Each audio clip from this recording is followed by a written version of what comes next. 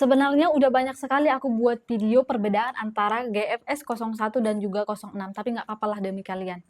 Dengarkan baik-baik, ini yang GFS. Dengarkan baik-baik, ini yang GFS 001. Baterainya di 4000 mAh, kecepatan anginnya 16.000 rpm. Baterainya tahan sampai 12 jam, anginnya turbo. Yang ini GFS 006, baterainya di 4000 mAh, tahan sampai 12 jam. Kalau baterainya sama ya teman-teman, kecepatan anginnya ini di 13.000 rpm dan ada plat pendinginnya. Kalau ditanya lebih kencangan yang mana? Lebih kencangan yang ini. Kalau ditanya lebih dingin yang mana? Lebih dingin dan lebih sejuk yang ini kalau kalian mengaktifkan mode coolingnya. Kalau kalian aktifkan mode coolingnya, platnya ini akan dingin. Anginnya berubah menjadi angin seperti angin AC, teman-teman, lebih sejuk.